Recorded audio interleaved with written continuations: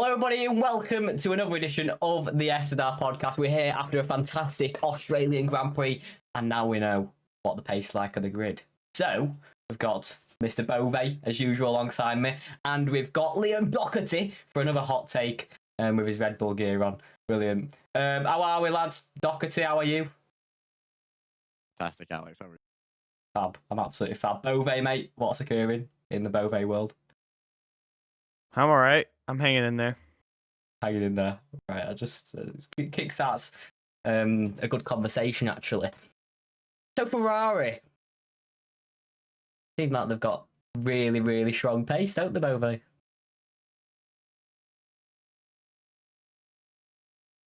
No, not really. No. In fact,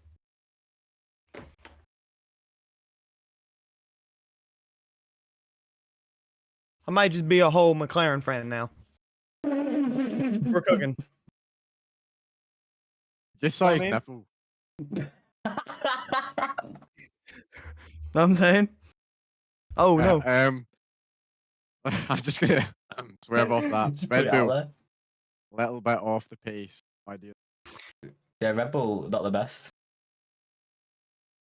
I was McLaren? actually surprised how quick McLaren was. I wasn't. I'm not gonna lie, I predicted that. If you go back to last week, I predicted that.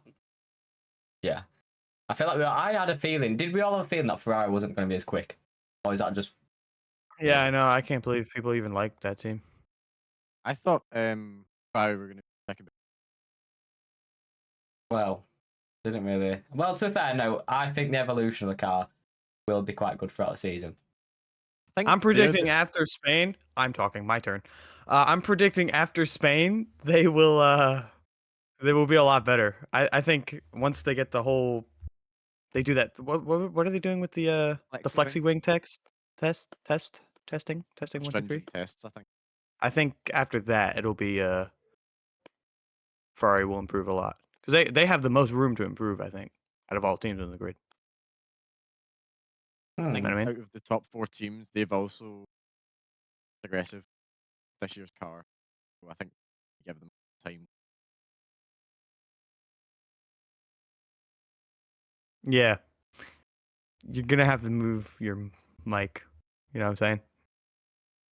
Closer to your mouth, because we could just you keep cutting out. Keep going out, mate. I don't know how to move it any closer, to be honest. You're just speaking like this. I tell you what, this god's probably using my camera. It's not. It's right there. We That's see it. It's impossible, mate. OBS. It's literally impossible. OBS right there. Yeah, you're right. We know. We know we're right. By the way, I want to preface. This is take probably 7. Maybe 8. This is take 7. Don't just I post think it. it's It's maybe- funny, wouldn't it? I think it's just keep going. All right. We are Bove, going. Look at me here. We'll have a conversation. You all right, mate? How are you? How's that, guys? Look A lot up. You gotta better. look up at him. What? You're fine. All right. Enough of the silly business. Let's get into the thick of it. Okay. I want to start with. He's not laughing at that. He's already laughing. He's already laughing. Sent me a funny I photo. can't be laughing at that. He can't be laughing at the words thick of it. Right. Go on, Bove, carry He's on. looking at photos. Let's get into the thick of it. I want to start off with Australia. Australia, right? Yeah. Yes. I just saw the picture. He sent it to me too. Australia was very slick. If you notice that the very More wets, first wasn't there? few laps. Excuse me? There's more wets than slicks. No, I was that's thinking not slicks. what I meant. I meant slick as in the track was slick. Not. Okay. The track was wet, but it was greasy. When a track is very damp, but not wet, it's going to get greasy. So that's why we kept seeing Carlos Sainz, he spun out and crashed. We saw Hadjar spin on the formation lap. We saw all these problems that these young and even older drivers were having. Even Fernando Alonso, He's a rookie, even though he's yeah. also a rookie. He is a rookie. But Fernando Alonso was having his problems. Ended up crashing out of the race because of it. Do you guys think there's like anything the sport could do about that? Just between the track being dry and wet, where it's just really slick and greasy. Do you I think think- maybe I we don't can think so. add a new tire? No, I think Something like that? I think drivers should be adapting to that. I think it's brilliant when that happens. To be honest, when Yeah. it's just a small dry line, because it really shows It promotes who's driver got the skill. skill and who doesn't. Yeah. Yeah. I mean, I mean, yeah, I don't know agree. if I don't know if you've seen the onboard of Max when he stayed out those extra few laps. Seriously took a lot of skill to do that on the slicks, especially in the sector 3, because it was torrential. Bad. Yeah. He didn't even get undercut by George, who did pit for Inters. So It was that's very. quite good, though. It's definitely those who might have the experience and the car mechanical grip. The car's mechanical grip. You'll find it would be easier to drive in those greasy weather. But speaking of the rookies, we had many rookies make their debut on Sunday. I wanted to point out a few of them. So, Go for on. example, we'll start with the good news. Kimi Antonelli finished P4, got it taken away, went to P5, but then he was given the position back later after the race. So he finished P4 and became the youngest driver to score points on debut. Was that what it was? The youngest driver Second to score points? youngest. Second youngest driver? No, third, I think, because I think I the thought he first did was break a Max, then record. Stroll. He became one of. He's All up there right, well, he was anyway, one of the best. I was like, Yeah, so he had a great race. Yeah. It was partly due to Mercedes having a great strategy with the crossover period. But he also spun. Coming out of what turn was that? Going into turn, was it 5? 4, 5? or Something five. like that? Yeah. 10-4. 1, 2, 4. Okay, thank you. Spun, lost a few positions, lost a lot of time, ended up making it back, and he finished P4. Yeah. Finished I right think behind his teammate. I think he was really one of the only drivers, at least in that phase of the race, that was actually doing some overtakes. Granted, he was obviously in a Merc compared to a Sauber, but it's extremely difficult conditions. Very impressive drive.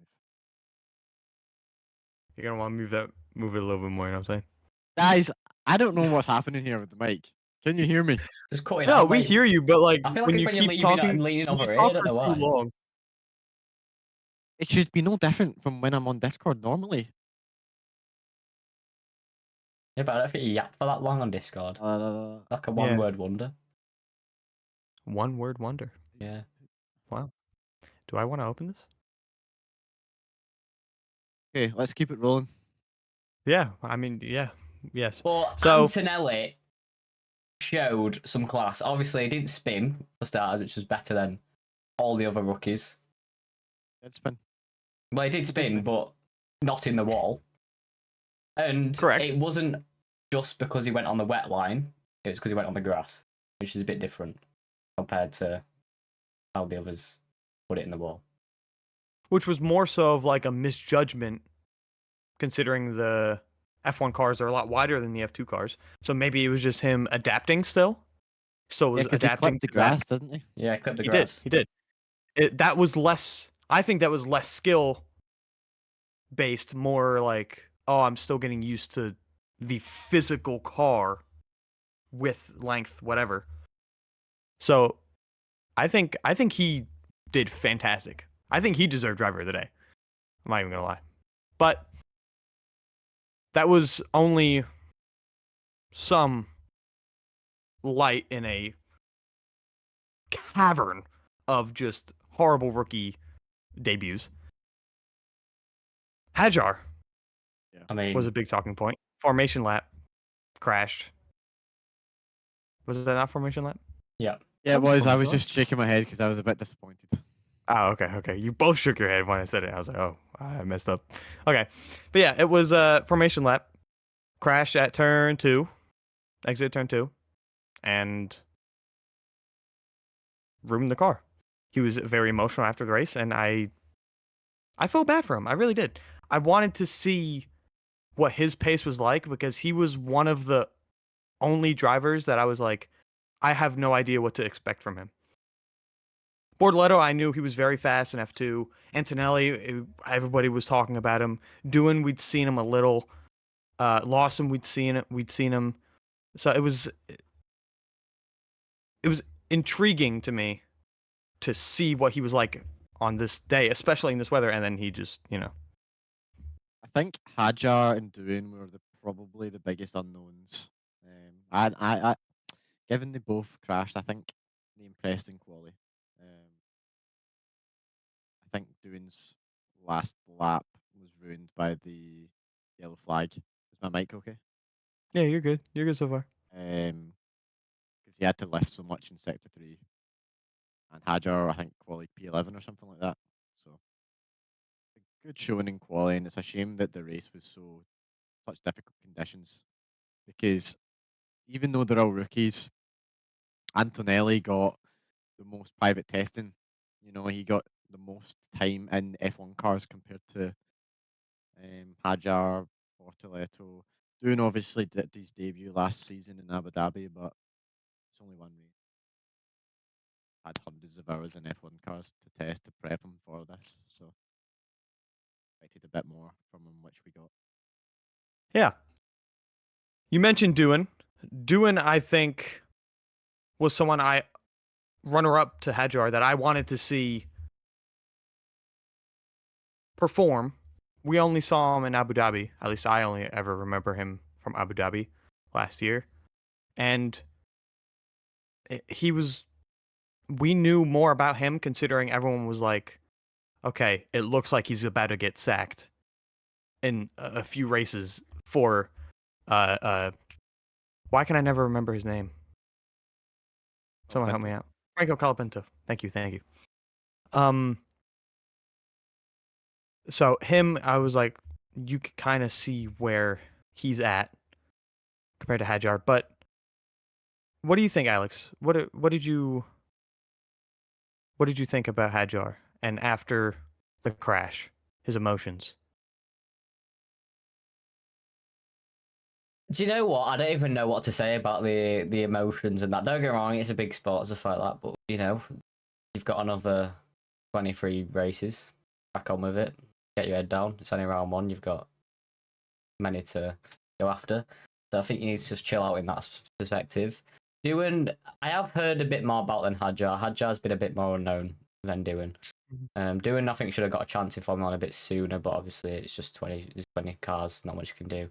But this season, he's under so much pressure. I'm not gonna lie, it's gonna be tricky. He did all right in qualifying, but he needs to do better than just all right. He needs to really impress and mainly in the race to score points.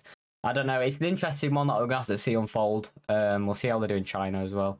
It's a very different track, but yeah, I think rookie's perspective. I think Liam's right in terms of Antonelli did get a lot more testing.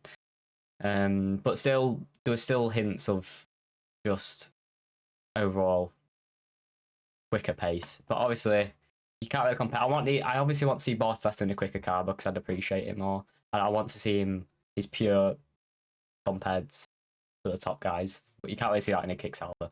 It's a shame that we didn't get to see him I feel like if he was more consistent early on, he might have been able to capitalize on the strategy like Hulkenberg did and all the carnage. But yeah, made that mistake and that kind of ruined it. But yeah, we'll see what happens in China, I guess. See what happens next round. Something I to was. mention about. Oh, sorry. No, you're good. You can go. About Bortoleto is he was actually managing a brake issue all race long, and these lap times were pretty close to Hulkenberg right off the get go. He also outqualified Antonelli. I think he All right, is a we're serious losing you a talent. little bit. We're losing you a little bit, just a little. So yeah, I think he's a serious talent. We okay? Unlike Seth Martin. Um, It's an aneurysm. all right. Mint. Yeah. That scared me. Did you just lift your pinky to drink water? No. Did I? Incredible. I believe it. Only a little bit. Yeah, that is crazy. It's not. It's Um, more comfy because the bottle's like a weird shape. Well, Yeah, I do. Alex, you mentioned China. I've heard from Albon. Well, I didn't hear from Albon, like he's talking to me, but I heard from an article with Albon speaking that he does not think that they're going to do as good, or well, that he would do as good as they did in China, in Australia, going into China because of their car. They don't think that the long, fast straights, or not fast straights, fast corners are going to suit the Williams car very well. Obviously, I'm not part of the team. I don't know what's going on. I don't know how that car handles, but I disagree with Little. I think they're still going to do very good. They might bring back just as much points as they did in Australia, as long as Carlos Sainz, keeps it on the track this time. I hope. Yeah. I think they might still do very good here. Williams looks like they're coming back. I think key to note as well with the Williams guys is I do think RB and Alpine are very similarly paced, and maybe Aston as well. I don't know really what happened in Australia to them because Alonso was running quite well. I think he was P10, and he looked like he was actually pretty solidly placed there. And then obviously he had his incident. But I think the big difference that is their drivers. I mean, they have two extremely good drivers that will make the difference. That will strategy work that maybe isn't their rivals. You've got. Am I cutting out? No, now you're back. Guys, what You, is going on with the you're audio? back you're gone for like 2 words. This would be a And then sick you're back. Patreon video. It's weird. This would be horrible. You know that? Tell me. What? As I was saying, they've got two good drivers, whereas the teams that are around them who are competitive Mhm. really only have one seasoned driver and a rookie. So there's a learning curve there for the rookies. They're not going to be up to pace in the first few rounds of a season, so they might leave some points on the table. Whereas you just know Sainz and Albon will just take every single point that they will get. You don't need a second time of asking. So I think at least early on in the season, when the rookies are still getting up to speed, Williams have to make the most of the opportunity that they've got to score big points. I completely agree. Completely agree. I, being a Williams stan, really hope that they do good. I really do.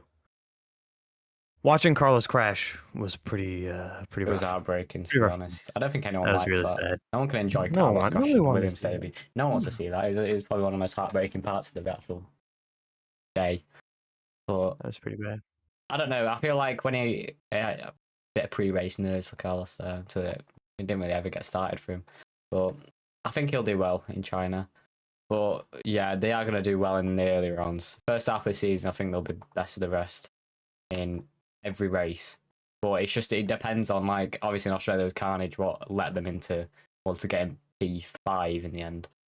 And if they can capitalise on that, and I think they will throughout the season when there's chaos and when the top 4 teams have a bit of a stinker. But yeah, Williams will always be a force to be reckoned with this season because they look quite good. I wonder what the development's going to be like as well for the rest of the year. But Well, hopefully it's as strong as how they started. James was saying that it was more about sacrificing 25 to just purely focus on 26. So I wouldn't be surprised if they maybe stop development quite early on. I think it depends how close they are with other teams. Because ultimately, a small team like that, not as big a resources, even Alpine, you're surely going to want to put all your focus onto 26. They just Yeah. start the ground running rather than, I mean, from 2022 they've just been kind of on the back foot, and now they're gathering themselves on the last year of these regs. So it'll be better to just come out in 2026 swinging. But yeah, we'll see how it kind of pans out.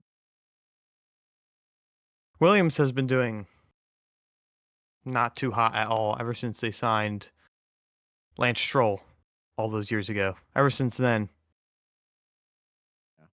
it went real downhill. It went real downhill.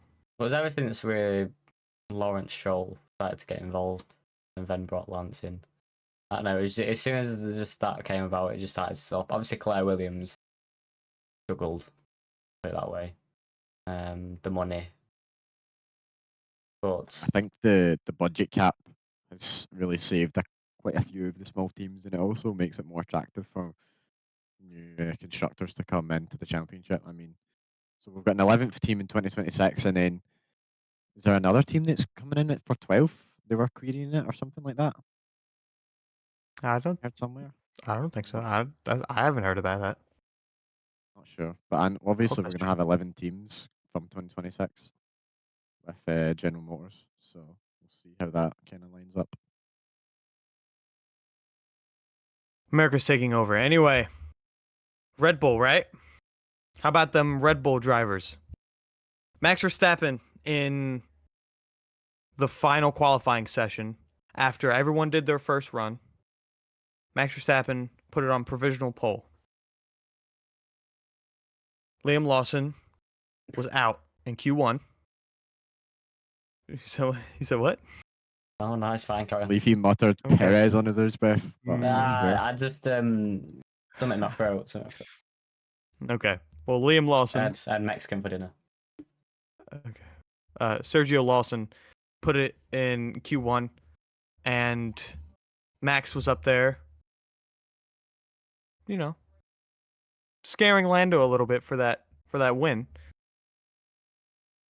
What do you think? Do you think that Red Bull is just bad and Max is just terrific? Do you think Max is doing okay in a decent Red Bull and Lawson is just horrific? What are your guys' thoughts on that? I personally think Red Bull is just not there at all. But Liam Lawson, I think, is also just not holding his weight. Though, again, that was just his debut with a very different team. A very stricter, more up there team. It's different to RB. I think it's too early on to write off Lawson because, I mean, if you think back to when he made his official debut, Netherlands in 24, was it? Was it last year he made it, or 23? It was like a crazy race. It was slicks on dry conditions or wet conditions, and he did a good job. You know, he didn't get any points, but he kept it together. He kept composed, and he showed decent pace. And it was the same conditions today, and he didn't show the same composure. So I don't think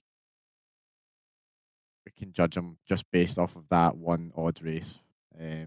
We need to wait and see how his dry pace was, because I think he is the man for the job. To be honest, I actually do rate him. And then going on to Max, the car clearly isn't there, but I think he just maybe makes that difference, ekes it out a little bit more. I mean, he was keeping pace with the McLarens up till lap 17, and then Oscar kind of forced a mistake. And then, I mean, you saw how quick those McLarens were when they got into clean air. There's nothing really you can do, but somehow he manages to always find a way to be a thorn on their side. So I think see how it pans out in the dry laps, but I think we'll probably see McLaren kind of pulling away at least for the first part of the season. Yeah. I actually think to rank the constructors somewhere, I think the pace is obviously McLaren's at the top. I think it's going to be Red Bull and Mercedes on a similar level, and I think Ferrari are definitely worse than the both. I just don't think now. We'll see. I feel like in China, if it's a fully dry weekend, everything goes smooth. I think we'll see a bit more of the weaknesses of the car. Quite a different track, but I still think McLaren will be ridiculously far ahead. It's going to be interesting to see where Red Bull pan out and what their fight really will be. obviously Max is going to want to fight up top. That's just Max, but it just depends on what Lawson can do. Try and stop Mercedes staying ahead. But yeah, Ferrari as well is one team to be watched throughout the season because their development has to be fully focused. Try and get their car up to scratch because it's not where it is.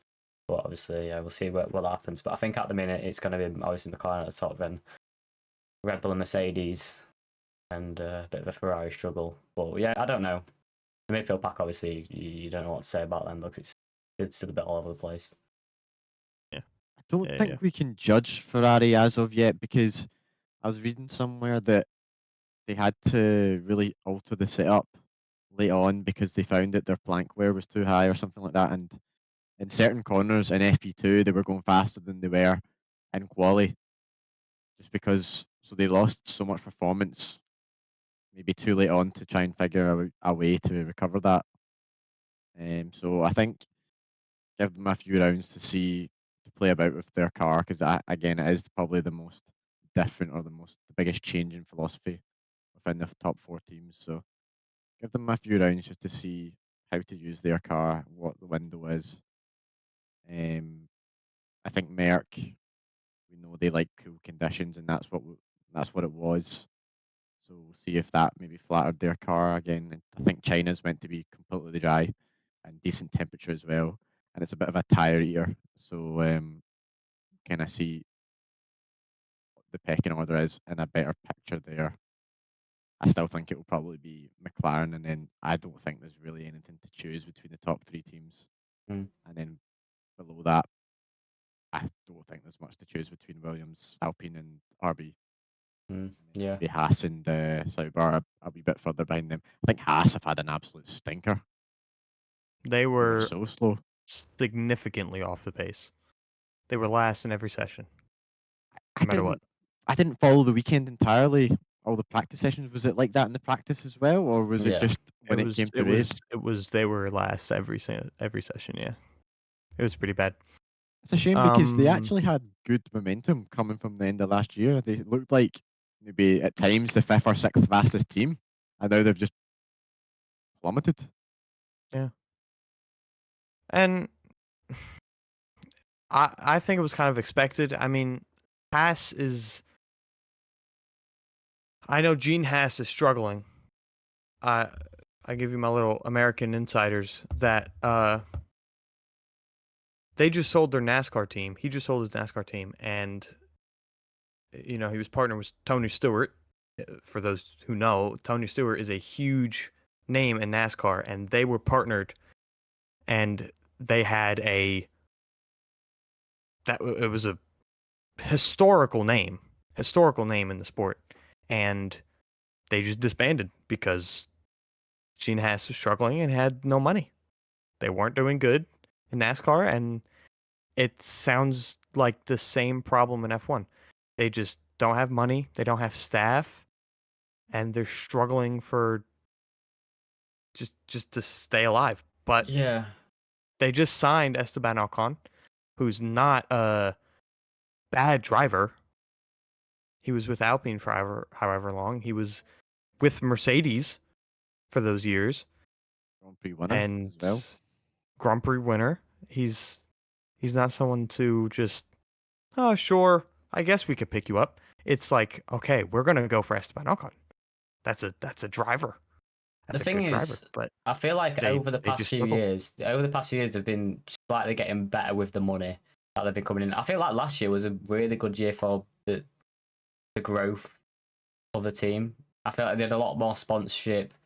They felt a lot more comfortable. So I thought coming into this year, they might still have that bit more comfort with the money they have. I mean, it might be little things, but even they expanded the pit wall, for example. Do you know what I mean? It's just little signs. They expanded the pit wall, they doubled the size of the pit wall. So I'm just like, all right, so they might be working a bit better. I don't know if that also might have contributed to being calling off NASCAR. Budget went to the pit wall. Budget went to the F1 pit wall. Let's call off NASCAR, lads. Need a few more lads to have a look at racetrack.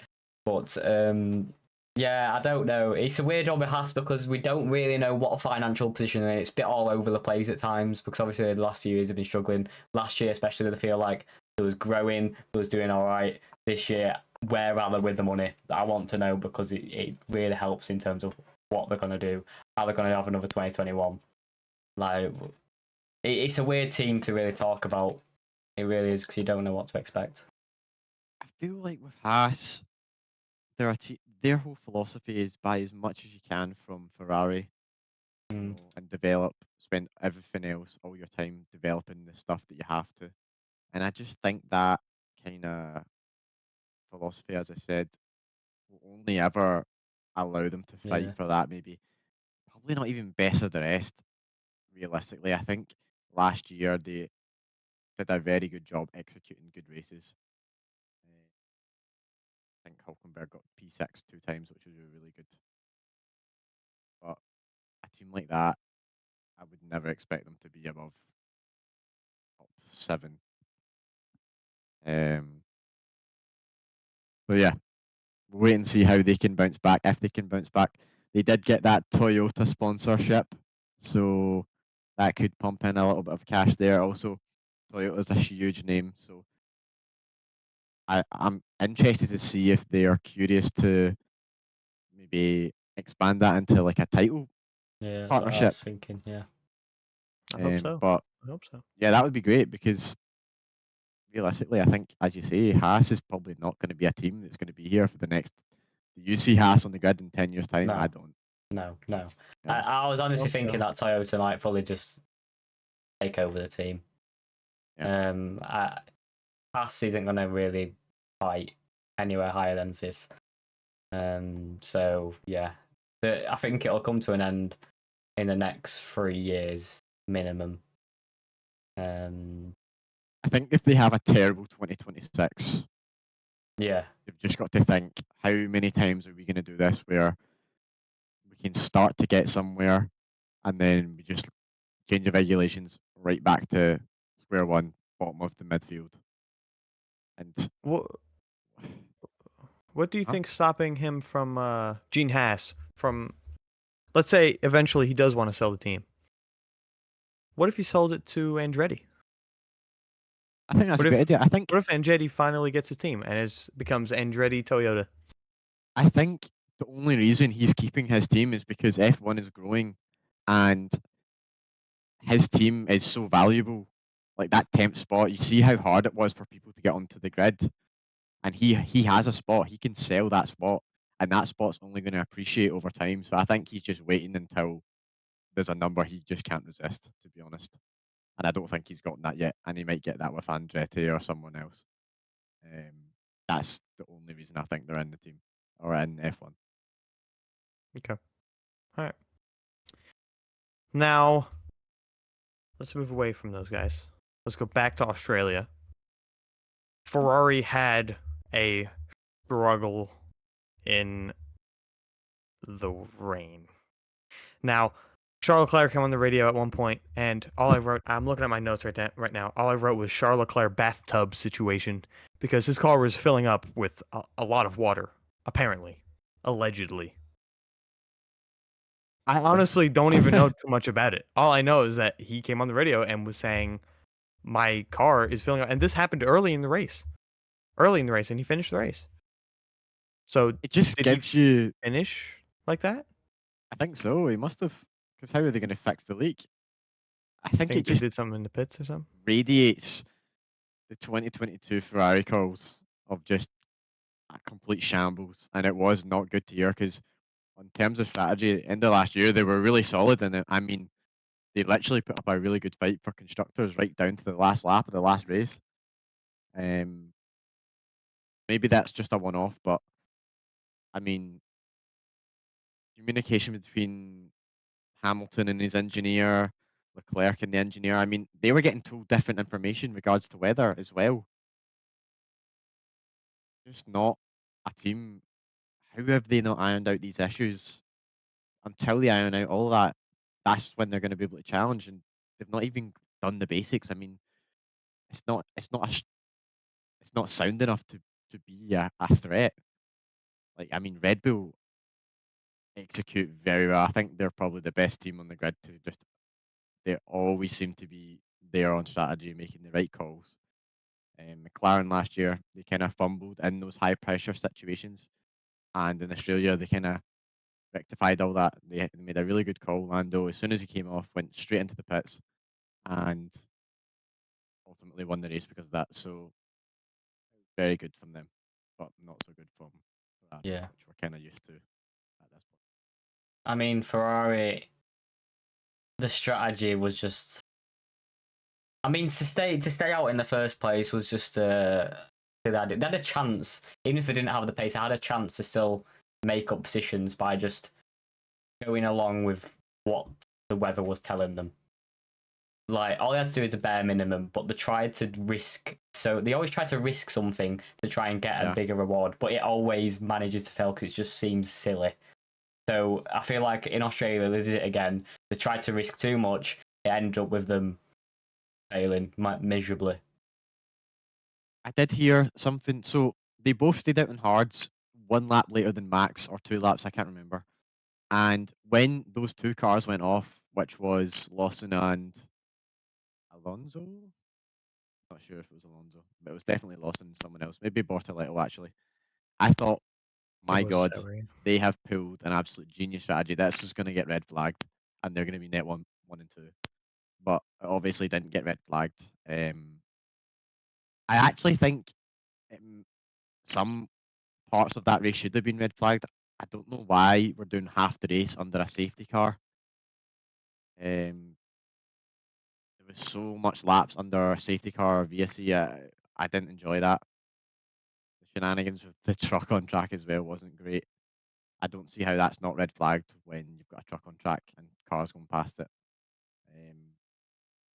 It's like they've not learned from previous fatalities, but Yeah, they, that's pretty bad. if it went slightly different, they would have looked like geniuses. But it was such a high risk, and I don't see why they didn't split the strategy. I mean, keep Hamilton out, but pit Leclerc because he made a great start. He was up from P7 to P5 on lap one, which is hard to do. It's hard to overtake in the wet, and he made it work. So you've got to say, with Oscar Piastri spinning out, that would have been maybe P4 for him. I would have loved to But see it. yeah, they've thrown that away, trying to be too creative, I think. I was confused on what that strategy. I mean, I do agree with the whole red flag situation. There was a lot of safety cars, and that's something I didn't even really give too much thought. Normally, we always hear, "Oh yeah, there's been 1,000 red flags. We don't want all these red flags," and then maybe now we got rid of those red flags, and this is what the outcome had to be. But it definitely, the race would have gone completely differently if there was one or two just one red flag at the end, or even at the beginning. It would have completely changed the whole field. Yeah. Maybe Antonelli would have had that crazy debut, and maybe Ferrari would have, not left me heartbroken. Yeah. Now, Um. we're running short on time here because I have to go to school soon. So I did want to talk about this real quick, and I want to go through all of our top 3 predictions for the next race. So the podium is what I want. Podium. What do you think going to be first, second, and third in China? We'll start with you, Liam. Okay. I was hoping I was going last, but that's fine. Well, I like to put you on the spot. It is a sprint race, so I think teams like Ferrari. I'll try and run through this quickly. Teams like Ferrari, who are still getting a hold of how to set their car up, that's not going to help them because they've got less practice testing. So I think they'll be in the back foot. So I don't see them in the top 3. Okay. McLaren, obviously, in the top 3. I'll go with Lando and Oscar again. And you've got to say Max. Pretty standard. I think maybe Max will have a shot at the sprint because I think really the Achilles heel of the Red Bull isn't even the pace, it's just the fact the tyres just get shredded. And every team seems to have that issue, bar McLaren. Like their car gets quicker as the tyres get older compared to the other teams. It's crazy. But in a sprint race for just laps, maybe that gives Verstappen an opportunity to sneak a little sprint victory. So I'm going to go with Verstappen for the sprint, followed by Norris, Piastri, and then I think it's just going to be Lando, Piastri, and Verstappen for the main race. All right. What are you thinking, Alex? Qualifying. Actually, sprint qualifying as well. Sprint qualifying, Oscar, Lando, Max. Okay. Sprint, Oscar, Lando, Max. Exactly the same as sprint qualifying. Qualifying, Lando, Oscar, Max. Race, Lando, Go Oscar, on, Max. do something different. Race, Albon, Sainz, Hulkenberg. First Yes. podium. I believe it. I hope it. Yeah, I know. To be hoping. honest, I think it's gonna be bog standard. I think Oscar will get a sprint race win, and in the race he'll be too far ahead. Lando will win. Okay. All right. Now, I'm hoping. Here's my prediction. I think George Russell. I think he's been showing great pace. Last year, I feel like he was one of the drivers that not enough people talked about. He got many podiums under everybody's noses. He got 2.5 wins. Yeah. Because in Spa he got disqualified, but that was, to me, that was worth me saying a third win because it was just an incredible victory that he had where he just was on those hard tires for so long and he won the race and he beat his teammate Lewis Hamilton, who was behind him for many laps, threatening him. But he kept his cool and he won that race, but obviously he got disqualified. Now, I think the podium that he got last race was not just because of strategy. I think he could easily get many more podiums this season. Now, I said all that, but he is not in my top 3 for the main race. I think he'll get a top 3 easy in the sprint race, though. But for my top 3 for the race, P3 I have Oscar Piastri. P2 I have Max Verstappen. And P1 I have Liam Lawson. No, I have Lando Norris. Lando Norris for the win. I mean, you can't. You at this point, you just can't rule out. You'll be stupid to just not put your money on Lando. He was crazy fast last race, and he's just. It's McLaren's on top right now, and that's just the reality of it. Whether you like to hear it or not, and I am not. I don't think there's much between McLaren drivers in the race, to be honest. I think Oscar was just as fast as Lando. Even quicker at some points, so got to keep that in mind Yeah, as well. That's why I put him for but the I sprint. think Lando just might have the edge on qualifying, and I also think he might have the edge on maybe tyre management as well.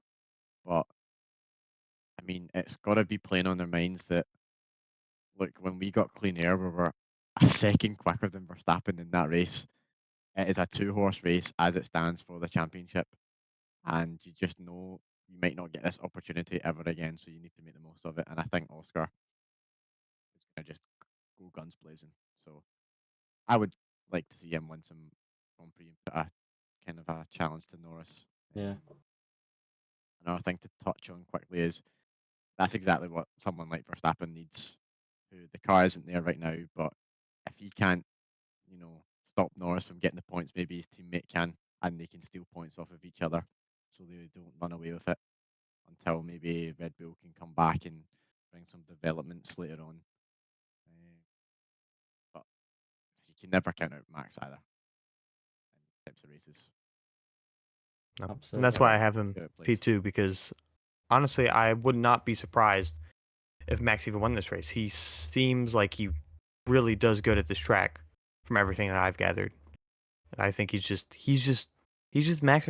He is the best driver on the grid right now, and that is how it's been for the past few years. And I truly believe that. And I'm not saying that because I'm a Max Verstappen fan, because I'm not.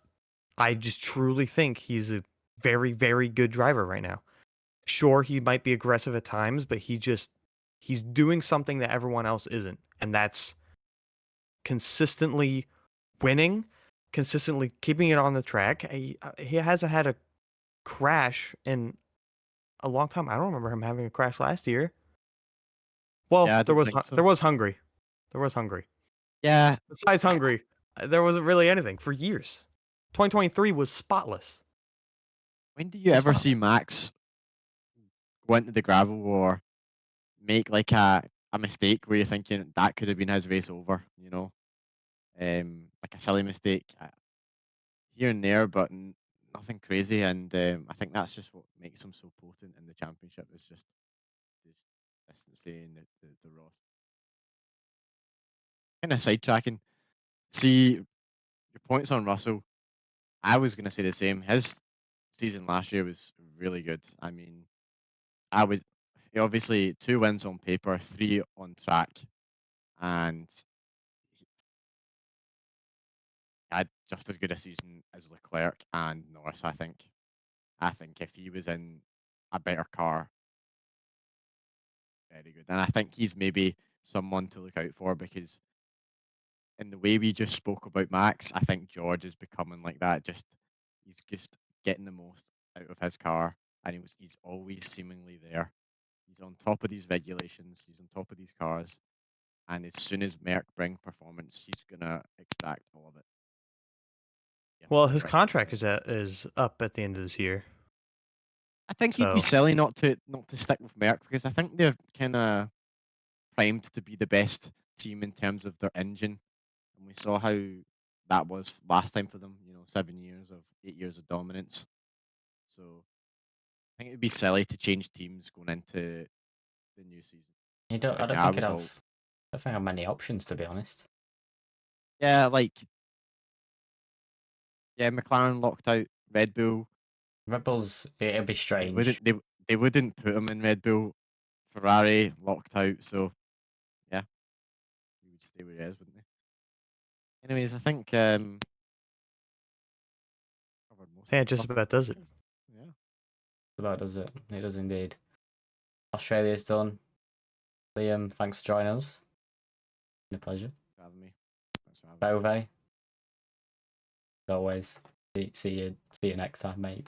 Mm-hmm. Thanks everyone for hearing our takes of the Australian Grand Prix and our little overview of what we're going to see, well, what we did see and what we might see on Saturday, Friday, Sunday in a weird order at China in Shanghai. But we hope you all have a smashing time watching it. And we'll see you next time for another fun and eventful podcast with me and Bove at least, and Liam I'm sure will join us in the future. Thank you very much for watching, and I'll see you very soon. Adios. Ciao, guys.